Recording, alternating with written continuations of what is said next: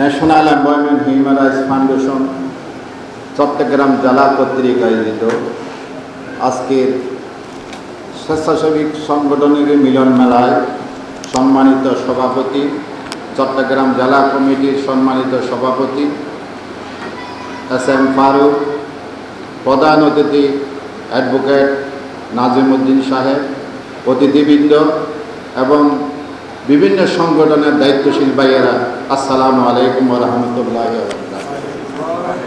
আমরা national employment human rights foundation Chattogram জেলাকে ধন্যবাদ জানাই। সাথে সাথে যে স্বেচ্ছাসেবী সংগঠনগুলি আমাদের জেলা কমিটির আয়োজনে সাড়া দিয়া এখানে আসছেন, অনেক কষ্ট করছেন, আমি কেন্দ্রীয় কমিটির পক্ষ থেকে আপনাদেরকে ধন্যবাদ জানাচ্ছি। National employment human rights foundation অর্থাৎ জাতীয় পরিবেশ মানবাধিকার সংস্থা, এই সংস্থার মাধ্যমে আমাদের উদ্দেশ্য কী, করণীয় কী, আমরা কী করতেছি, কী করব, সব এই লিফলেটের মধ্যে আমাদের আছে। তারপরেও আমি আপনাদের সামনে কিছু কথা তুলে ধরতে চাই। যেহেতু আপনারা বিভিন্ন সংগঠনের দায়িত্ব পালন করতেছেন, আমরা কেন মানব সংগঠনগুলি করি? আমি বলি থাকি, রাজনীতি যার যার, মানবাধিকার সংগঠনগুলি, স্বেচ্ছাসেবী সংগঠন সবাই, আমরা সবাইকে কাজ করার জন্য আহ্বান জানাই। কারণ রাজনীতিবিদেরা রাজনীতি করে মান সম্মান বৃদ্ধির জন্য। আগে রাজনীতি করতো মান সম্মান পাওয়ার জন্য, একজন চেয়ারম্যান হতো, সেই চেয়ারম্যান হিসাবে আমরা অনেক সম্মান করতাম। এখন রাজনীতিবিদ হয় টাকা কামানোর জন্য, কোটি কোটি টাকা প্রচার করার জন্য। সেটা ছাত্ররা আঙ্গুল দিয়ে আমাদেরকে দেখাই দিয়েছে।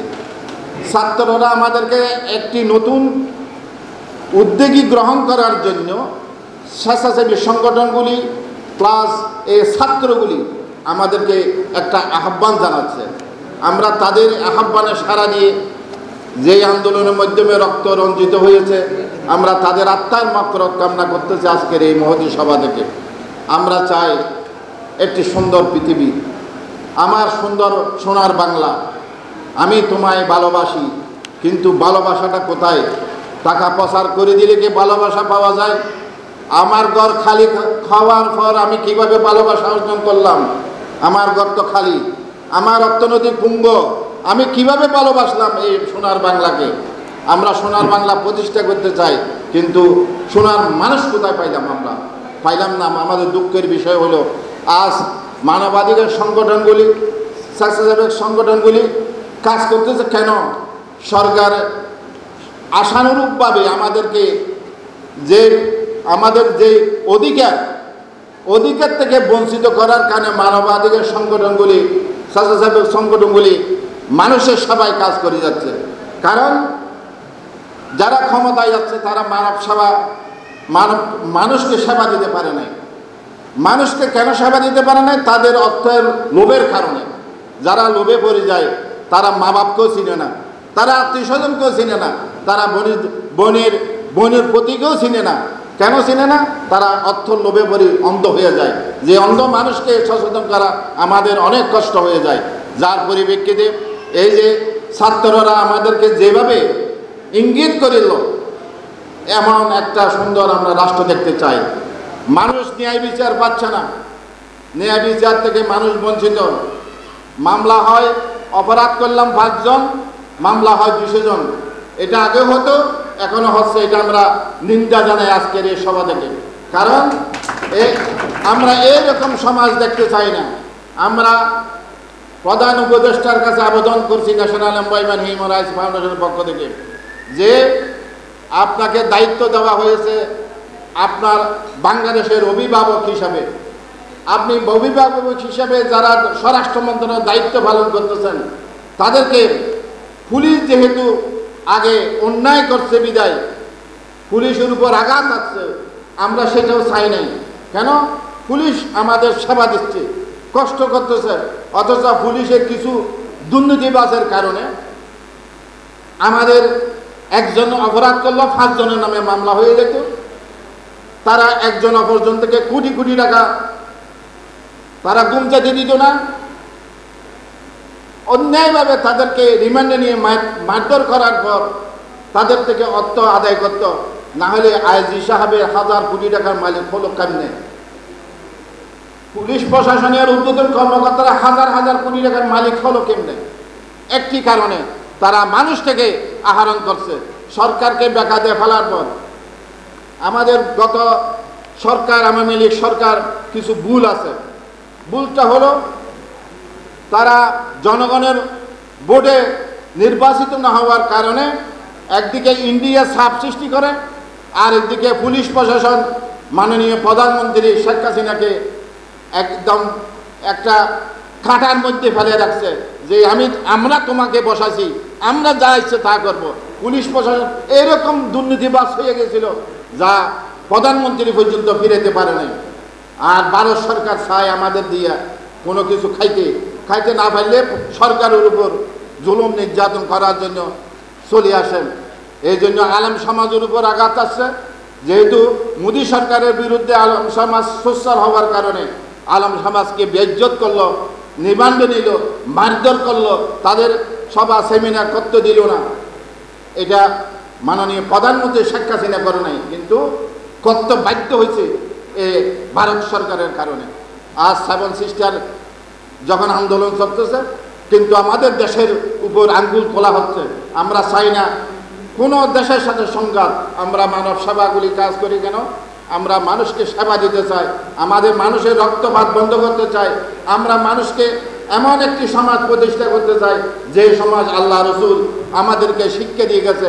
নবীর এই আগমনের মাস আজকে রবিউল মাস, এই মাস আমাদেরকে শিক্ষা দিচ্ছে আমরা যেন অন্যায়, অবিচার, জুলুম, নির্যাতন থেকে নিজকে বাঁচাই, অপরজনকে বাঁচার জন্য আহ্বান করতে পারি। আমরা তো মারামারি করতে পারি না, আমরা আহ্বান করতে পারি।